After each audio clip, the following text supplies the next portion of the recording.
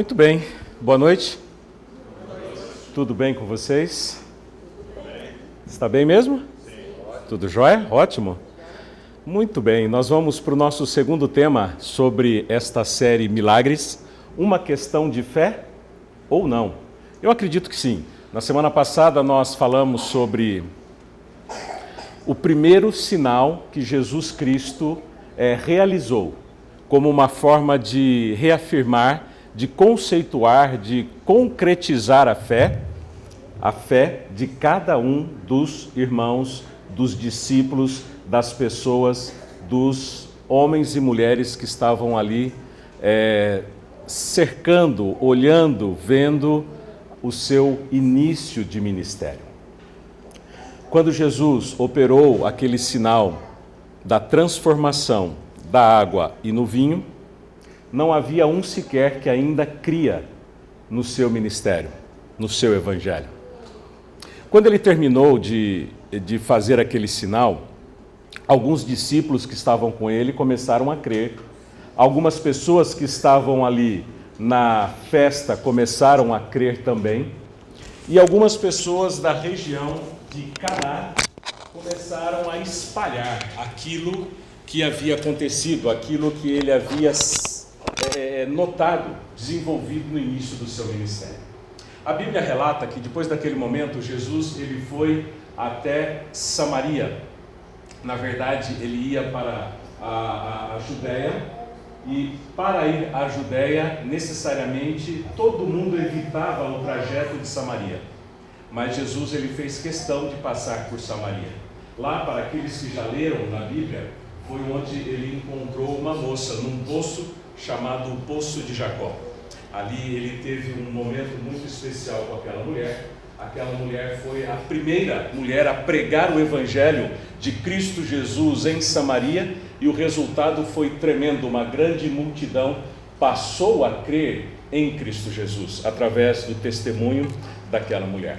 Jesus, ele volta de Samaria para ali a região de Cafarnaum, para a região da Galileia, e ele não vai nem para a sua terra, Nazaré, e ele não vai nem para Cafarnaum, a maior cidade da região. Ele volta novamente para Caná, onde há pouco tempo ele havia realizado aquele primeiro sinal. Por que Caná? Lembre, Jesus ele ainda não era conhecido, era um galileu que estava despontando ali naquela região como um mestre, como alguém a qual as pessoas deveriam seguir.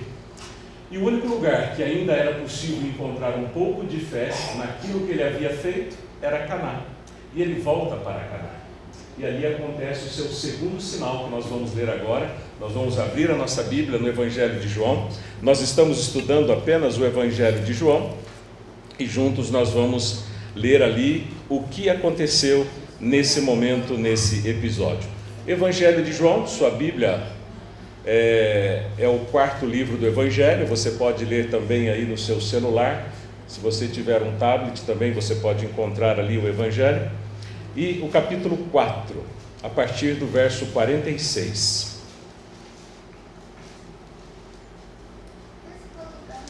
A partir do verso 46 diz assim: Dirigiu-se de novo Jesus a Caná da Galileia, onde da água fizera vinho. Ora, havia um oficial do rei, cujo filho estava doente em Cafarnaum. Tendo ouvido dizer que Jesus viera da Judéia para a Galileia, foi ter com ele e lhe rogou que descesse para curar o seu filho, que estava à morte. Então Jesus lhe disse: Se porventura não virdes sinais e prodígios, de modo nenhum crereis. Rogou-lhe o oficial: Senhor, desce antes que meu filho morra. Vai, disse Jesus, teu filho vive. O homem creu na palavra de Jesus e partiu. Já ele descia quando seus servos lhe vieram ao encontro, anunciando-lhe que o seu filho vivia. Então indagou deles a que hora o seu filho se sentira melhor. Informaram: ontem, à hora 7ª, a febre o deixou. Com isso reconheceu o pai ter sido aquela precisamente a hora em que Jesus lhe dissera: teu filho vive. E creu então ele e toda a sua casa. Foi este o segundo sinal que Jesus fez depois de vir da Judéia para então a Galiléia. Nós tivemos aqui uma leitura que eu acho que não deu 2 minutos de leitura. Nós não gastamos mais do que 2 minutos, mas esta história aqui, ela não é uma história tão simples. Nós podemos contabilizar aqui pelo menos 5 horas e 5 minutos de história entre uma coisa e outra. Sabe, ali em toda Cafarnaum ainda não havia ninguém disposto a crer em Jesus Cristo. Aquele oficial do rei, ele era um judeu. Ele era um homem judeu de nascimento, judeu de cultura, judeu de religião, mas servia ao rei Herodes.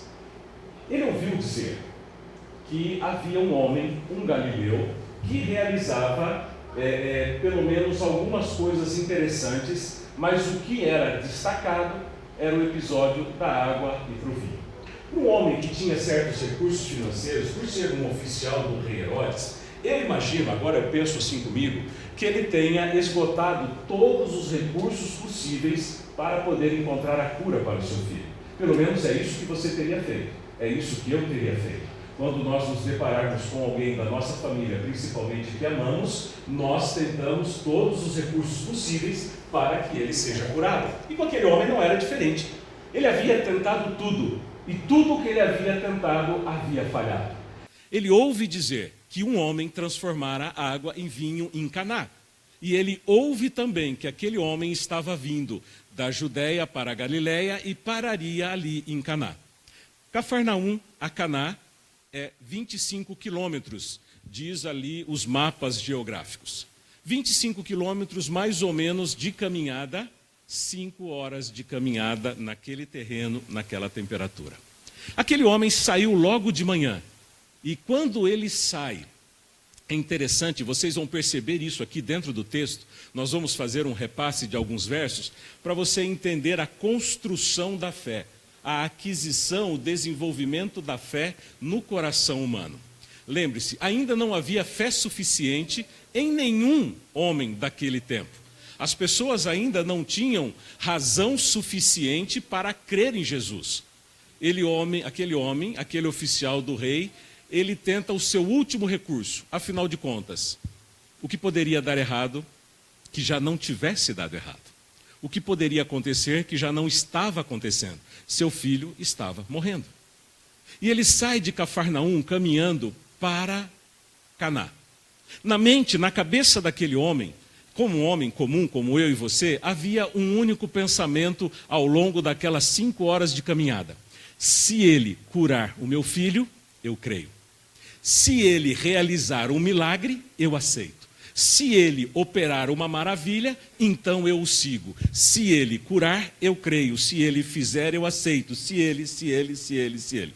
Em todo o momento das 5 horas de caminhada, aquele homem tinha um pensamento fixo. Se este homem fizer alguma coisa, então eu creio e aceito o seu ministério. Ele ainda não tinha uma fé, ele estava pagando para ver. Ele queria ver para depois crer. E isso é normal em muitos homens e mulheres, até mesmo nos dias de hoje.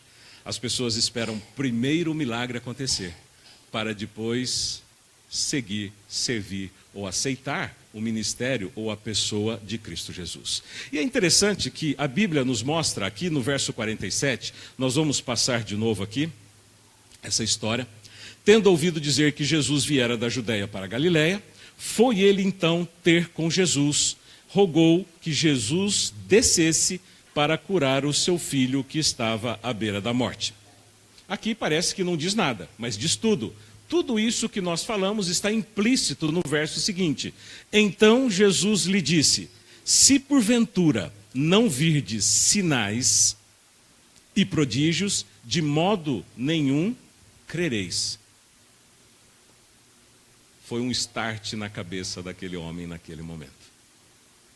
Naquele momento, ele descobriu que Jesus sabia exatamente tudo aquilo que ele havia pensado ao longo daqueles 25 quilômetros, durante aquelas 5 horas de caminhada. O que dificultou aquela situação? Aquele homem que saiu de Cafarnaum, acostumado a servir o rei Herodes, ele se depara com um galileu vestido de roupa simples, suado, empoeirado pelas viagens que ele fazia, com uma sandália de couro nos pés e completa ausência de beleza. Quando ele vê a figura de Jesus, ele logo pensa: seria este aquele que pode realizar um milagre na vida do meu filho? A fé, que já era pouca, acaba diminuindo um pouco mais naquele primeiro encontro. Mas quando Jesus entende e lê aquele coração e aquela mente, e queridos, entenda uma coisa, Jesus, ele continua sendo capaz de conhecer, de entender e ler qualquer mente e qualquer coração de qualquer ser humano em qualquer lugar do mundo. Não importa o que você esteja passando ou sentindo, ele sabe. Não importa o que você esteja pensando e planejando, ele sabe. Ele conhece o meu e o seu coração. Nós não conseguimos fugir disso. Então, aquele homem também não fugia disso. Aquele homem chega para Jesus e diz: por favor, desce. Bom, já que estou aqui, desce lá para Cafarnaum, cura o meu filho que está à beira da morte. Foi um pedido sem fé. Foi um pedido para aproveitar o tempo que ele havia gasto em 5 horas de caminhada. Foi um pedido para aproveitar a deixa de que ele já estava ali, então ali ele aproveitaria para fazer aquilo que foi fazer. Jesus então, olhando aquele coração, olhando aquela mente, diz: olha, então se você não ver sinal e prodígio, então você não vai crer? A leitura, embora rápida, não reflete aquilo que aconteceu naquele diálogo entre Jesus e o oficial do rei. Naquele momento, esse 1 minuto de leitura, passou-se pelo menos alguns minutos, a qual o homem parou para refletir. Ele parou para pensar. Ele teve como racionalizar, ele teve como prestar atenção naquilo que ele havia feito. O turbilhão na mente daquele homem gerou alguns pensamentos como: bom, para ele saber tudo aquilo que eu pensei ao longo dos 25 quilômetros, ele não é um homem comum. Se ele não é um homem comum, pode ser que ele seja alguém especial. Se ele for alguém especial, eu terei uma outra oportunidade de encontrá-lo? Ou eu teria, quem sabe, uma outra oportunidade para pedir que o meu filho seja curado? Será que meu filho terá mais tempo ou chances de encontrar com este homem novamente? Ele começou então a racionalizar em sua mente, e algo espantoso aos meus olhos acontece naquele momento. Penso que o que aconteceu ali foi o ponto alto da mensagem da história deste encontro. Aquele homem pensou, racionalizou, ele contabilizou prós e contras e tomou uma decisão. Naquele momento, ele decidiu crer em Cristo Jesus. O porquê isso é importante? Porque Jesus, ele havia apenas transformado água em vinho numa festa de casamento. Ele ainda não havia ressuscitado ninguém, não havia curado ninguém, não havia devolvido a vista ou a audição para ninguém. Naquela cultura e naquele tempo, dizer que aquele homem, Galileu, lembra da semana passada, o despeito que as pessoas tinham com quem vinha de Nazaré? Como poderia alguém de Nazaré ser Deus? Alguém poderia ser Deus? Aquele homem era Deus, o Todo-Poderoso? Não havia nenhum indício para aquele homem crer em Cristo Jesus. Por isso é importante.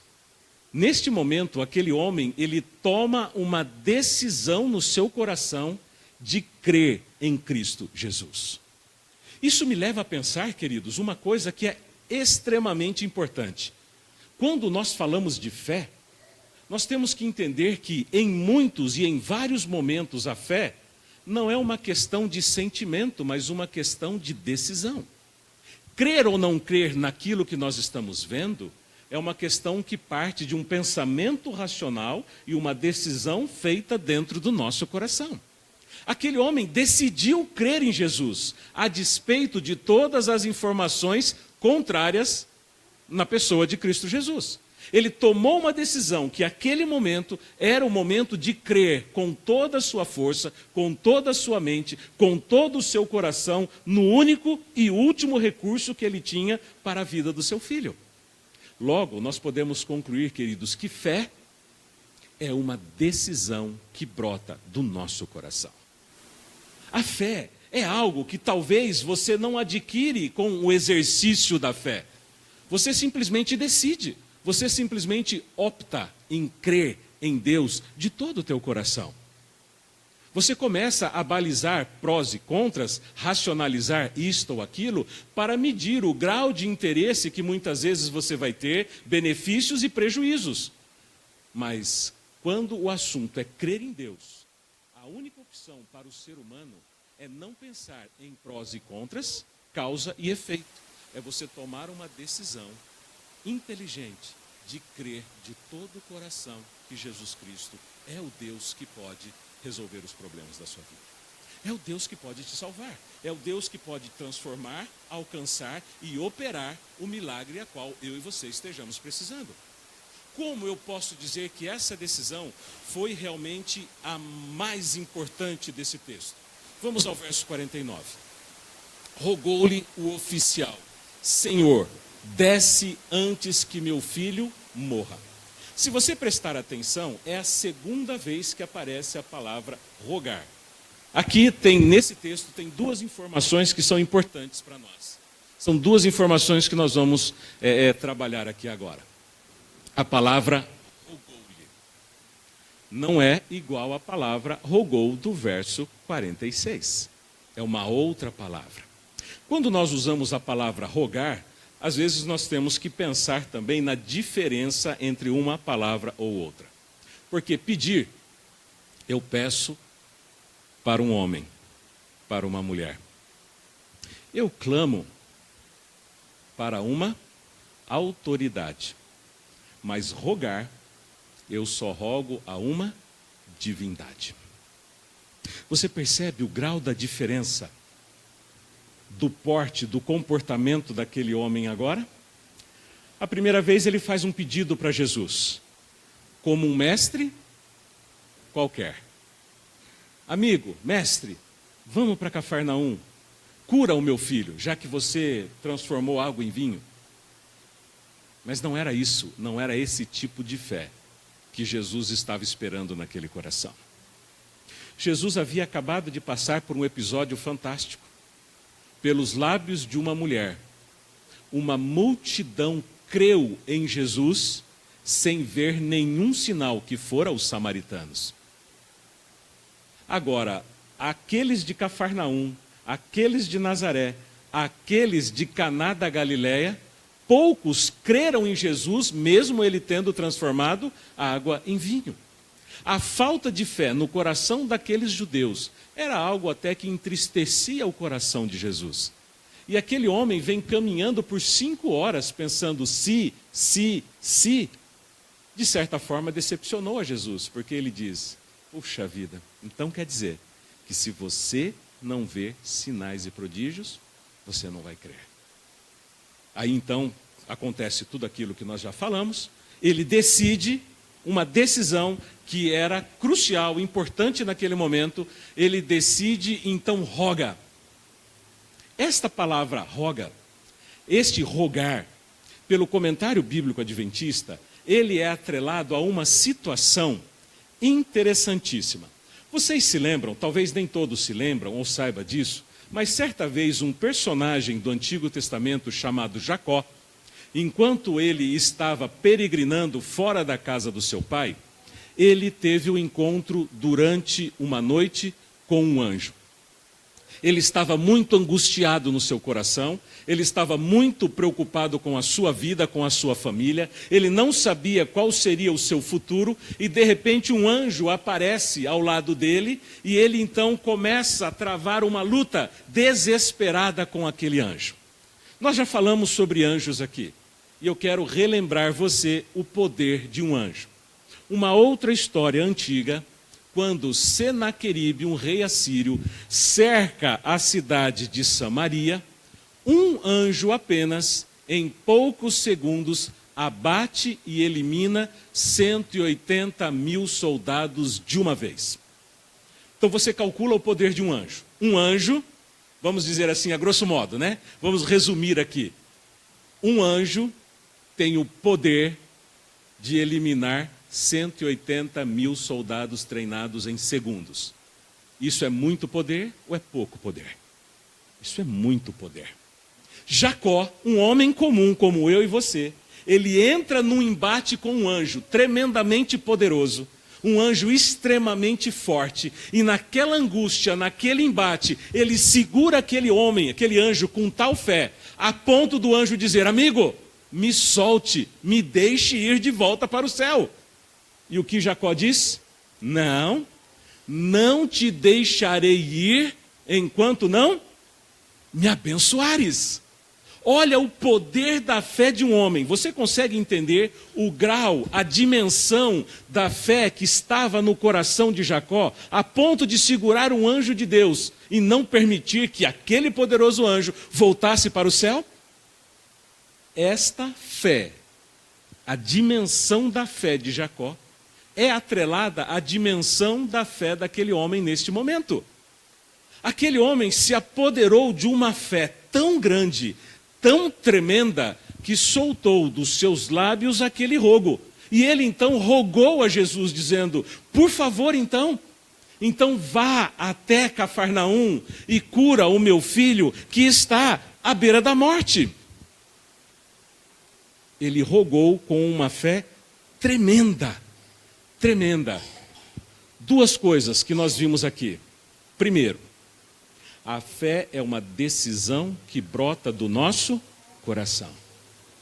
Segundo ponto, a fé, ela pode ser tão forte, mas tão forte, mesmo para alguém que não tem experiência religiosa, mesmo para alguém que não tenha visto sinais e prodígios, mesmo para alguém que não tinha visto nada de anormal, esta fé pode ser tão forte, a ponto de não dar outra opção para Jesus, a não ser curar o filho daquele oficial.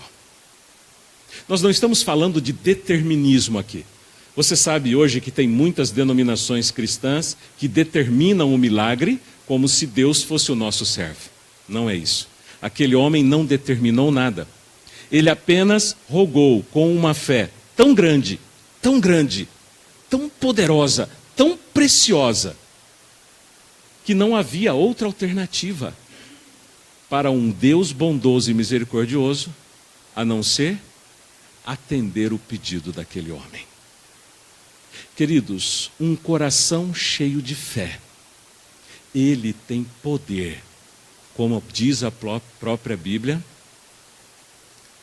para transpor e mover montanhas.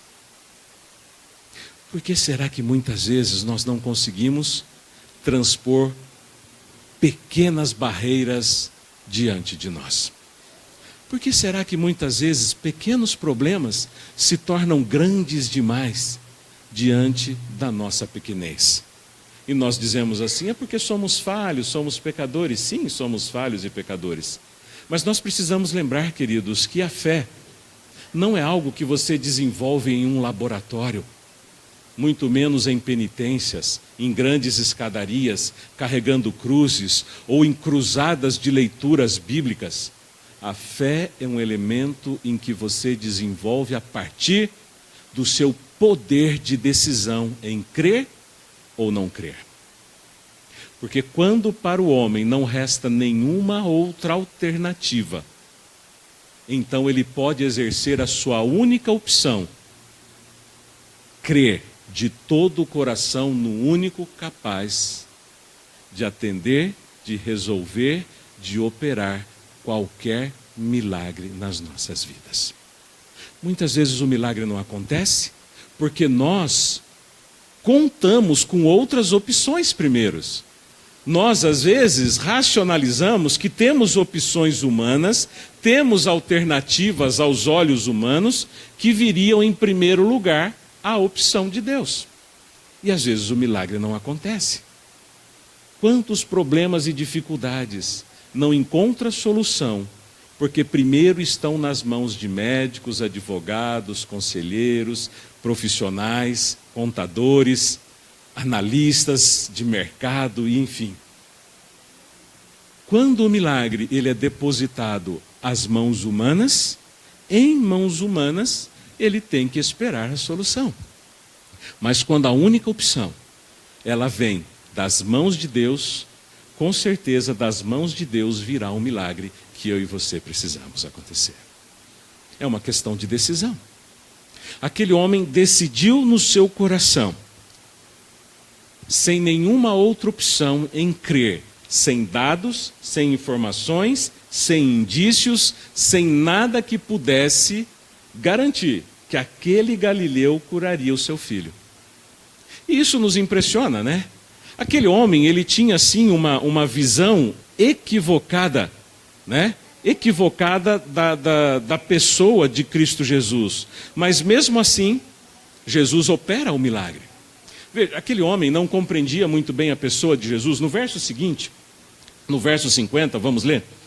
No verso 50 diz assim: vai, disse-lhe Jesus, teu filho vive. O homem creu na palavra de Jesus e partiu. Antes deste verso, ele havia pedido: Senhor, desce antes que meu filho morra. Na visão daquele homem, Jesus, ele era um ser como eu e você, que está preso pelo tempo e pelo espaço. Na visão daquele homem, para o milagre acontecer, Jesus precisaria estar lá em Cafarnaum para poder operar aquilo que ele precisava. Jesus, ele prova para aquele homem e para nós que estamos lendo o texto agora, que ele não está preso ao tempo e ao espaço. Ele não precisou ir até Cafarnaum antes que o menino morresse. Porque tempo e espaço é algo que prende o ser humano, mas não prende Deus Todo-Poderoso. Não importa onde você esteja, não importa em que momento você esteja vivendo, não importa o quão longe você tenha ido, não importa o quanto você esteja atrasado, Jesus sempre terá o poder de te alcançar, no momento certo, no lugar certo, porque Ele não está preso ao tempo e ao espaço. Ele tem poder. Aquele homem compreendeu isso. Aquele homem entendeu isso de maneira maravilhosa. Jesus disse, vai, e aquele homem simplesmente foi. Ele simplesmente foi. Mas foi para onde? Verso 51. Já descia ele, quando os seus servos lhe vieram ao encontro, anunciando-lhe que seu filho vivia. Cafarnaum até Caná, 5 horas de caminhada. Aquele homem encontrou-se com Jesus 1h da tarde. Jesus disse, vai que o teu filho vive. Humanamente falando, eu e você estamos desesperados em busca de uma solução para a vida do nosso filho. Existe um desespero tão grande, e só quem tem filhos é que pode entender o que havia no coração daquele homem, que saiu desesperado em busca de socorro, e quando ele encontra socorro, o socorro diz assim, vai que o teu filho vive. O que você faria naquele momento? Qual seria a sua atitude naquele momento? Eu vou dizer a minha atitude. Naquele momento, imediatamente eu voltaria para casa para ver se o meu filho vivia ou não. Eu voltaria. Mas a história revela algo interessante para nós. Quando aquele homem chega em casa, os seus servos vêm correndo até ele e diz, olha, o teu filho sarou. E aquele homem pergunta, quando foi isso? Em que momento ele se recuperou? Aí a Bíblia nos dá a informação. Verso 52, ele indagou deles a hora que seu filho se sentira melhor. Informaram então, ontem, à hora 7ª, a febre o deixou. Ou seja, ontem, 1h da tarde, a febre saiu do corpo do seu filho. Mas quando aquele homem voltou para casa? No dia seguinte. Ele chega em casa no dia seguinte, queridos, para um homem que tinha um filho à beira da morte. Para um homem que havia gastado muitos recursos em busca da salvação do seu filho. Ele encontra um galileu que simplesmente diz: vai, o teu filho vive.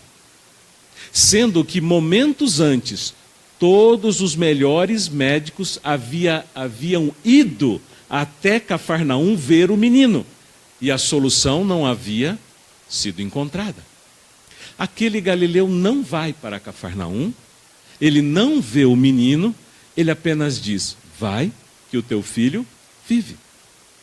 E é interessante que aquele homem, que com 5 horas a mais de caminhada, ele chegaria às 6 horas da tarde na sua casa. 6 horas da tarde para ver o seu filho que estava à beira da morte. 6 horas da tarde do mesmo dia para comprovar se o seu filho havia ou não melhorado. Eu teria feito isso. E eu imagino que muitos aqui teriam feito a mesma coisa.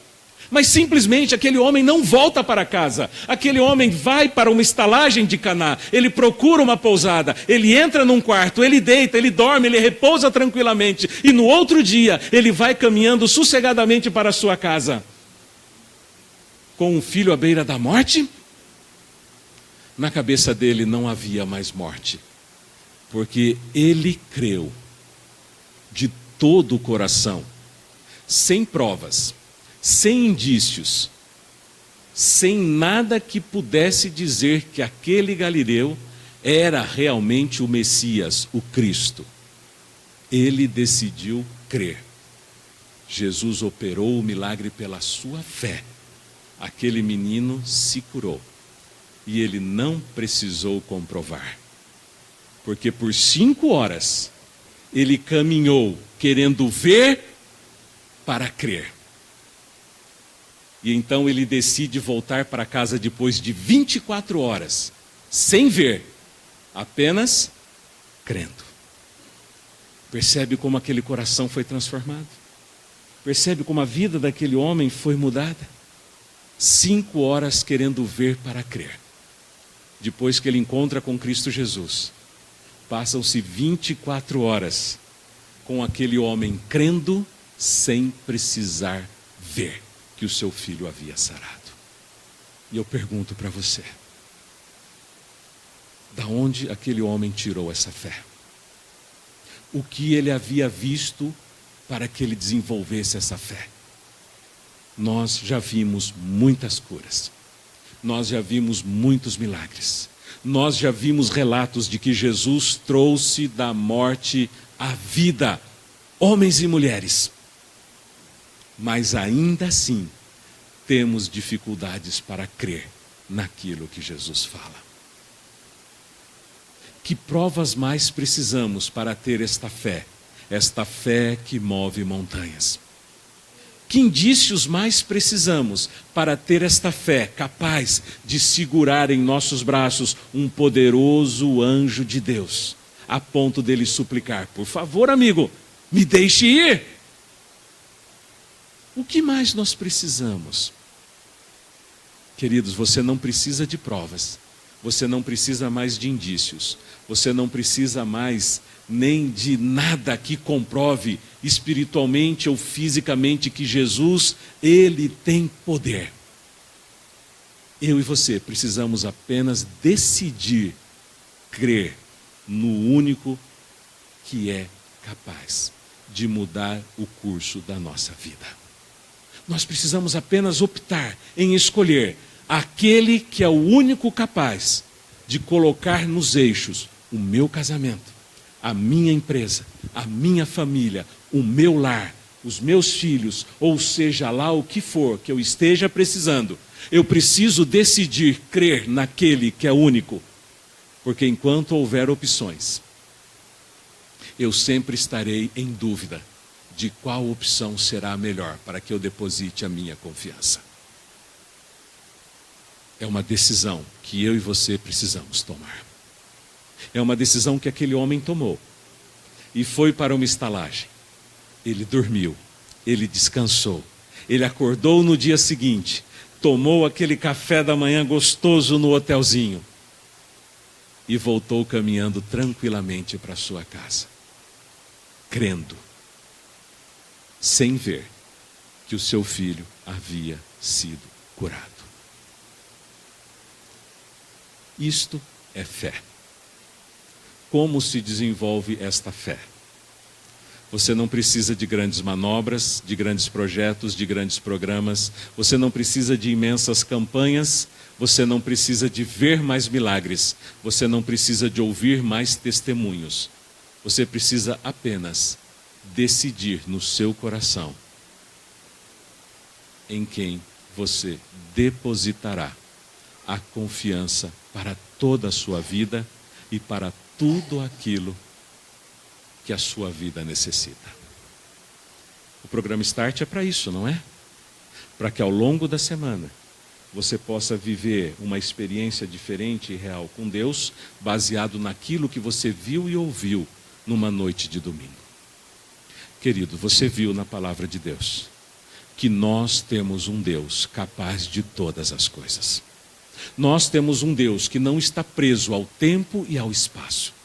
Nós temos um Deus capaz de operar qualquer coisa, em qualquer lugar, em qualquer vida, bastando apenas você acreditar que Ele pode e viver crendo naquilo que você necessita.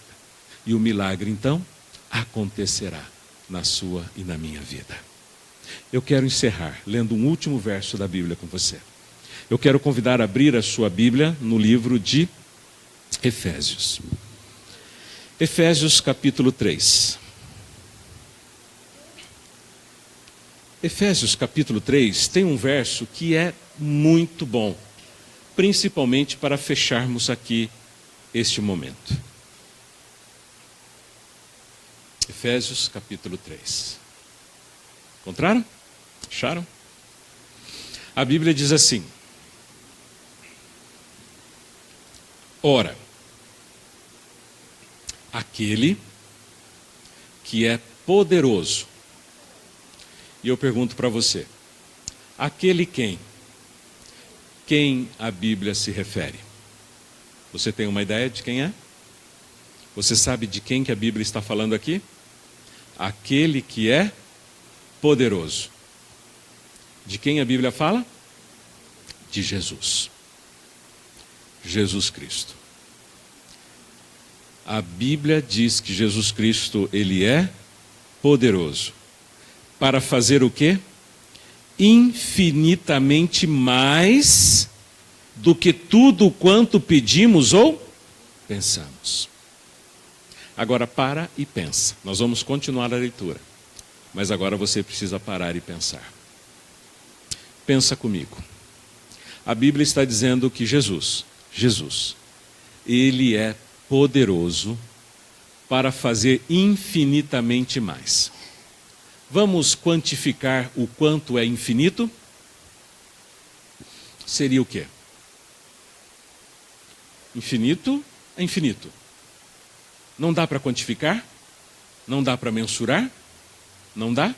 Não dá. Porque infinito é infinito. Então a Bíblia está dizendo que Jesus, Ele é poderoso. Ele é poderoso para fazer infinitamente mais daquilo que você precisa. Amigo, quantas coisas você precisa de Deus hoje? Quantos milagres você precisaria de Deus hoje na sua vida? Quantas portas seriam necessárias para que Deus abrisse na sua vida agora? 5, 10, 20 portas, 20 milagres?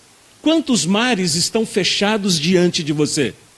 Quantos caminhos precisam ser aplainados diante dos seus passos? 2, 3, 10, não importa. Porque a Bíblia está dizendo, não importa o quanto você precise. Jesus, Ele é poderoso para fazer infinitamente mais. Além de não estar preso ao tempo, Jesus não está preso ao espaço e muito menos preso à quantidade. Porque Ele pode fazer muito mais do que você pensa, do que você precisa. Mas de que maneira? Qual é o meio? De que jeito isso opera em nós? Voltemos à Bíblia. Conforme o seu poder, que opera onde? Onde está este poder? Você entende que se aquele menino morresse, o único culpado seria aquele oficial do rei. Você compreende que quando as portas não são abertas diante de nós, você compreende que quando o mar não é aberto, quando o caminho não é aplanado, quando as bênçãos não chegam, quando o milagre não acontece, é claro que existe a soberania e a onisciência de Deus em saber se aquilo será bom ou não para nós. Mas quando não está atrelado à soberania de Deus, em saber se aquilo é bom ou não para nós, o milagre não acontece por minha culpa e sua culpa. Porque o poder da fé, está falando do poder da fé, não está falando de um poder surreal vindo de dentro de você. Não está falando de um poder místico gerando de dentro do seu corpo. Este poder que há em nós é o poder da fé. É a capacidade que você tem de crer de todo o seu coração naquilo que Jesus pode fazer por você. E Ele pode fazer infinitamente mais. Isso depende do poder da fé que há em nós. Porque se as portas não estão se abrindo, se o milagre não está acontecendo, talvez seja porque eu não esteja crendo o suficiente neste Deus, que é todo poderoso para alcançar, para transformar e para mudar tudo aquilo que eu preciso e eu necessito. O poder, querido, da fé está em você. Depende de você a maioria dos milagres que você espera. E este poder é algo difícil, mas também simples, porque requer única e exclusivamente uma decisão do seu coração. Simplesmente você crer. Se este Deus, se este Galileu, se este homem empoeirado pelo caminho, vestido de um linho cinza e barato, é o Deus capaz de transformar a sua vida. Se sim, se este é o Deus, então deposite a sua fé neste Deus. Creia neste Deus. Aceite e entenda que este Deus é o Todo-Poderoso e você não precisa de nenhum recurso a mais deste mundo para alcançar aquilo que você precisa. E então você vai ver este Deus operando na sua vida infinitamente mais do que tudo aquilo que você precisa e aquilo que você tem pensado. Que Deus abençoe você. Que Deus dê a você uma semana abençoada, alicerçado nesta fé, nesta crença de que você tem um Deus. E Ele é todo poderoso para fazer infinitamente mais do que tudo aquilo que você pensa ou precise. Porque Ele pode. Ele é o Todo-Poderoso. E acima de tudo, Ele é amoroso e misericordioso. Porque não só Ele pode, mas Ele quer abençoar a sua vida. Ele quer transformar o seu coração. Ele quer mudar o seu viver e tudo aquilo que você tem. Que Deus abençoe você em nome de Jesus. Amém? Eu quero convidar vocês a orarem comigo. A pedir para Deus, quem sabe, a condição de desenvolver essa fé. Se você desejar, você pode orar comigo. Eu convido aqueles que desejarem a se colocar de pé. Sim, podemos orar de pé e pedir para esse Deus, Santo Deus. Nós sabemos, ó Pai, que Cristo Jesus Ele é o Deus Todo-Poderoso. Sabemos que Cristo Jesus, pela tua palavra, foi aquele quem criou os céus, a terra, o mar e todas as fontes das águas. Nós sabemos que Jesus é aquele que veio e que há de vir. Nós sabemos que Jesus, ele tem poder sobre todas as coisas. Nós sabemos que ele é o Deus que tudo pode. E nós gostaríamos, ó Pai, de começar a viver a nossa vida alicerçada, baseado nesta fé, assim como o oficial passou a crer, decidiu crer em Jesus, a despeito de todas as informações que não eram favoráveis, ele simplesmente decidiu crer no possível e no impossível. E viveu com esta fé, a ponto de tranquilizar o seu coração e de esperar em Deus a solução para o seu problema. Nós gostaríamos de viver esta fé. Nós gostaríamos, ó Deus, de ter na nossa vida, no nosso coração, esta fé capaz de operar em nós esta paz. A paz que, mesmo vivendo em momentos de luta ou tribulação, mesmo vivendo em momentos de intensa angústia, o Senhor está conosco e está cuidando de nós. Ajude-nos, ó Deus, a depositar em tuas mãos a nossa vida, a confiar que o Senhor tudo pode, mesmo sem termos provas concretas de que se o Senhor será ou não capaz, se fará ou não aquilo que nós necessitamos. Ajude-nos a simplesmente crer e confiar que enquanto caminharmos contigo, o Senhor fará o melhor para as nossas vidas. Que o Senhor Deus toque os teus filhos que aqui vieram. Que o Senhor abençoe cada vida individualmente aqui, cada necessidade, cada desejo, cada angústia, cada problema, cada tribulação. Seja, Pai, tocada por Ti. E que aqui nós saiamos, ó Pai, com a certeza de que de Tuas mãos virá o socorro para as nossas angústias e dificuldades. Que o Senhor Deus nos leve para casa em segurança, abençoe a nossa semana e cuide de cada um de nós. Mas, acima de tudo, nos dê sempre condições de confiar em Ti com todo o nosso coração. Por isso nós oramos, por isso nós nos entregamos, em nome de Jesus. Amém. Amém. Todos vocês tenham uma semana abençoada em nome de Jesus.